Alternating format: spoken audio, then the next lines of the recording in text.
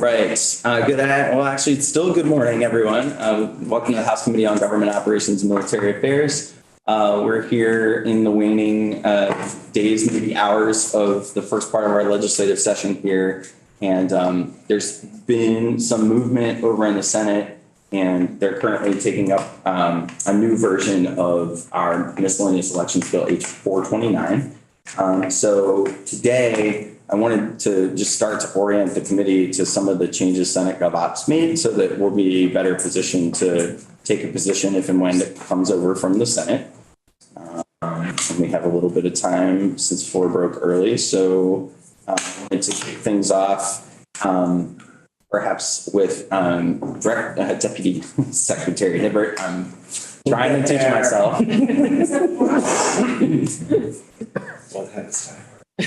And committee, I think that just for reference, as we talk about a couple of the changes, it might be good to, if you have Senate Government Operations Amendment that's under Tim's name today, or the overview of that up, those would probably be helpful documents. And so, Deputy Secretary Hibbert, welcome back. Thank you very much. For the record, my name is Lauren Hibbert. I am Deputy Secretary of State and previous Director, so I go by either title, so it's okay. So yes, I'm happy to speak to you about the changes that the Senate made to your miscellaneous elections bill 429. The Senate made several modifications. The largest is including onto the bill the ranked choice voting bill, which your committee has been discussing, which is S32. I think notably and respectfully, the Senate added the amendments that your committee had made to that bill onto the language in 429. So it does include all of the ranked choice voting language, plus the two major modifications that your committee made. One being that for the local communities to decide to move to ranked choice voting, that should be done by a vote of the voters and not by the legislative body. And second, some modifications to the study language. Both of those amendments, obviously the Secretary of State's office, or if you don't remember, the Secretary of State's office supported, and we're thankful to your committee's work on those two issues. So that language is in the body of the bill that's currently under debate up in the Senate right now as we speak. The Senate also added campaign finance, and I was just about to pull the language up on my phone because I should have brought my printout. But the campaign finance language, it gives the Ethics Commission some oversight and responsibility over campaign finance if a filing wasn't made in a timely manner, fines by a candidate. The other piece that was brought in, and I hope you'll hear from the clerks on this, is, and I trust you are, the write-in candidate provisions, meaning 10 days before the election, if somebody is planning to run as a write-in, that they need to declare that they're going to be a write-in candidate. And this is for statewide, federal, and county. The Senate did not include that for local elections. And I think that was when you folks were debating this, you were talking about it for all. And we recommended that it not include local, but that it include county, statewide, and federal. The reason for this being, and the floor debate up in the Senate was actually just very interesting to watch, grappling over this as well. But the reason is these are races that are generally very, can be contested for very important seats that if you are running for one of those seats, you should know more than 10 days ahead of time that you're running for one of those seats. Some of the terms for some of those seats are 6 years, some are 4, some are 2. These are important offices that people are running for. Not that the local offices are not important. That is not what I'm saying. They are. But the local offices, I think it makes sense to preserve the, nomination from the floor or the write-in on the day, because frequently you're scrambling to find a school board member or someone to run for city council. But these seats, the county, statewide, and federal, the Secretary of State feels very confident that people know that they want to be a significant and substantial write-in candidate 10 days before. And you'll hear from Town Clerk Dawes that this would streamline election night. It would add clarity on election night. It would simplify the process on election night. So for that reason alone, we really support it because of the burden of the write-in candidates on election night. Those were the substantial modifications that the Senate is thinking from your 429 bill. It's campaign finance, election, write-ins, and the inclusion of ranked choice. So the package is generally supported or neutral from the Secretary of State. Is that the package is, I would say, very much supported by the Secretary of State. We are not neutral on the package. Okay. Great. So at the high level, does the committee have any questions for Deputy Secretary Hibbert about what changes the Senate is discussing around H429? So as it came out of Senate Gov.Ops, it looks like it's the version of S32 with our amendments, electronic ballot returns, candidate and demographic information with some clarity about the accessibility of that demographic data not being, available. Then a reduction in the amount, but still having the campaign finance lines for contributions to the parties still in there, but it's much less. Yes, I'm sorry. I should have mentioned that as well. I apologize. Isn't the 60,000 still in there? No, it came down to 20. Okay, then I'm reading the wrong because it's. I think you're probably looking at existing statute. But then there's also another subdivision that says 20,000, but the 60 isn't struck out in the version I'm looking at, which is 4.1. Yeah, we had never changed that actually. We never touched that in our amendment. The 60,000 number, Deputy Secretary Hibbert, I think that is, so political parties shall not accept contributions solely more than $60,000 from the political party. So that's like the National Republican Committee can give to the State Republican Committee, it could give to the county committee. So that inter-party transfers between party committees can go up to 60,000 in Vermont. But what's been shifting is the candidate contribute contributions to a political party. So that at one point was 100, then it came down to 60 as it left the House, and now it is at 20 as it stands on the Senate floor. But no version of H429 ever changed the inter. That is correct. So inter-party system never shifted. Sorry, I just don't remember that 60,000 being there in any other form except for a candidate contributing back to the political party in any other version that we saw. It's just existing law, so it may, depending on the construction, it may have Maybe we didn't not been see in the it. bill. Got it. Because it's existing law. We never changed that in any version. It's just the dollar amount that was fine. Yeah, Representative Vicky. So I just have a question, and I know it was maybe addressed that they will do it, but on section 7, when it talks about putting in the candidate's gender, age, race, and ethnicity, and then it says the candidate does not provide information pertaining to those may still appear on the ballot if all other requirements are met. First of all, it should say shall, and second of all, I thought it was addressed that there would definitely be like an asterisk there to let people know that it's not required. I just want to confirm, with the deputy secretary or someone that's the case. And I know we had talked about it, said that would happen, and I'm sorry to see that it's not. I don't know why there's a may there. It should be shall still appear, but anyway. I think that the may is consistent throughout this section. And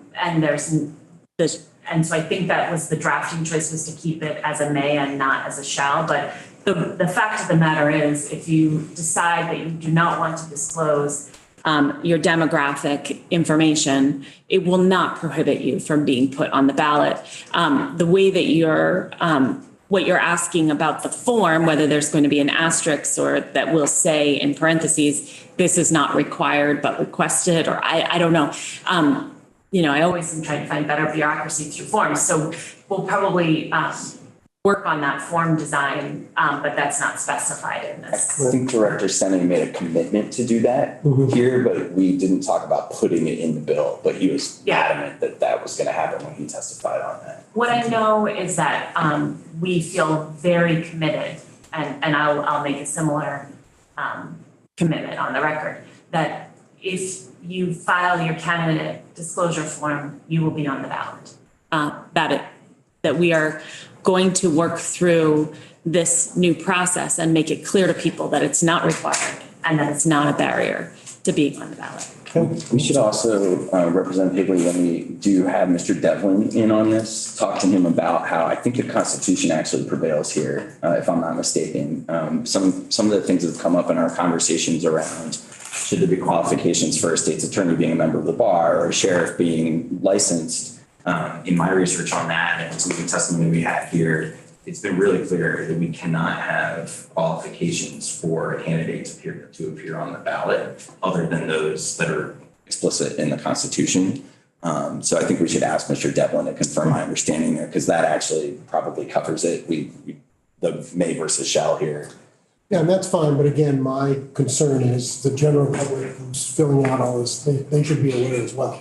Because again, a lot of times if it's not spelled out somewhere, they're thinking that they have to put this information in there. So we will work on the form to make it clear that it is optional and not required.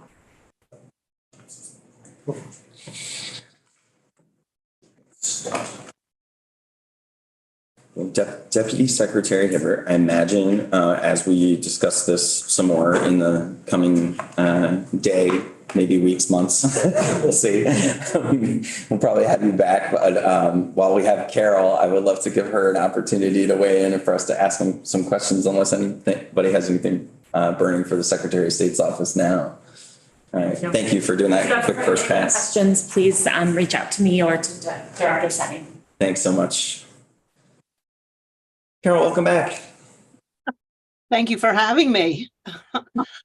For the record, Carol Dawes, I'm the Barre City Clerk and Treasurer, and I'm also the Chair of the Legislative Committee for the Clerk and Treasurers Association. I know that, yeah, go ahead. I was going to say I heard what Lauren had to say, and would I know you all have 8 million things on your plate today, so I will keep it short and sweet and say that we're certainly aware of the changes. We've been participating in the discussion on the Senate side, and the association is in support of the package, as Lauren said. Carol, I wanted to just talk with you a little bit and refresh the committee's memory, because we had debated quite a bit the idea of having a write-in consent form. We decided not to include that up and down the ballot. We just took all of that language out in the House passed version. I know you were an advocate for that. So could you tell us a little bit about how the conversation went on the Senate side and how we arrived at the offices it applies to and how that'll pan out for clerks? The Clerks Association has been advocating on behalf of some kind of consent process for write-in candidates for many years. And so we're pleased to see language in here that takes us at least a few steps forward. The we have the write-ins, number of write-ins that we have, particularly around the primary elections in August, are I hate to say prohibitive, because the last thing I want is to give the impression that we're shirking at our work. We understand that this is our job, and that recording the write-ins is an important part of it. However, last August, we here in Berry City, I recorded over 250 write-ins at the August primary, and the vast majority of them were one-offs, just one person, not multiple votes for a particular person. It was just one vote for one name. And I'm required to both tally all of those on election night and then report all of those to the Secretary of State's office. And we find, particularly on the ballots where there might not be any candidates in a particular race, or where there's only one candidate, that people like to put their names down, or their neighbors' names, or whatever. And we're required to report all of those. And it doesn't seem to fill any purpose to maintain those records. And so, as Lauren said, creating a consent process where those who are legitimately running write-in campaigns for office submit a consent form 10 days before the election, then that information is shared with clerks, so we know what names are being counted and what names we need to be looking for. That doesn't completely disallow or negate the other write-ins. They will be aggregated together, and there will be a general write-in total that will also be included in the tallies. We have been advocating to include local elections too, but we understand the concerns about grassroots efforts to encourage a candidate at the last minute for a school board seat or whatever. And while we think we've got some ideas about how that could move forward, we do appreciate this step that would be for federal, state, and county offices.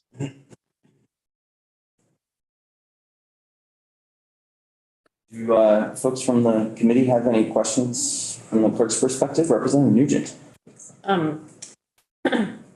But those ballots where that we would not be allowing write-in candidates for, or the offices, is there still going to be a line for that for people to write on? And or I should know this because I was a justice of the peace, but do we keep the paper copies like in storage for some length of time? Like if a group or someone wanting to do research on elections results would want to see them, is that possible still?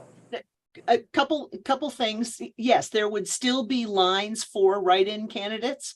There's the same number of lines as there are offices to be elected. So as an example, in Washington County, we have 3 senators. So there would be 3 lines for write-in candidates. And that information would be tallied either as sort of an aggregate write-in total or specific totals to names that had filed consent forms. Ballots for federal, state, and county elections have a 22-month retention period.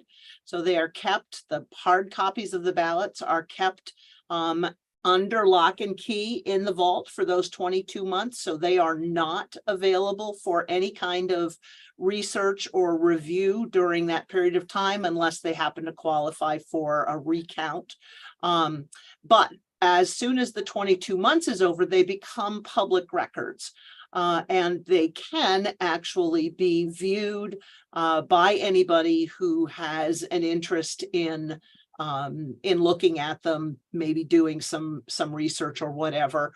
And they can put a public records request in before the clerk destroys the ballots, so that the clerks would provide an opportunity for the person to look at the ballots before they're destroyed. Thank you. Any other questions for Carol? Great. Carol, any parting thoughts before we take our break here on the package, as it were, that the Senate's considering right now? No, I think I would say that the committees, this committee, the Senate Committee on Government Operations, working with the Secretary of State's office, with the Clerk and Treasurers Association, working with other organizations, League of Women Voters, VPIRG. I think that there's some really good positive language included in the package that's moving us forward in our voting here in Vermont, which I think is great. Representative Hooper has a question. Hi, Carol. Hey. Your recollection or in your experience, has anyone that did not run a coordinated write-in campaign actually won an election? Yes. On the local level. Yeah. Here in Berry City, before my time as clerk, we had a very popular mayor stepping down, not running again, and a local group of people ran a concerted write-in effort to get him reelected, even though he didn't want the position, and he won. But this that race wouldn't be covered by the write-in consent form because it's a local office in the Senate's package. We had a provision in the early drafts that had every single office have write-in consent. I think ours was that the locals were on the day of the election. Yes. And so we're skipping that for the local offices if we get the Senate's package as it passed the committee. Representative Chase. Carol, in that instance, did the mayor end up doing it again, or did he decline and something else happened? Well, that was a pretty good ego stroke, so he accepted it.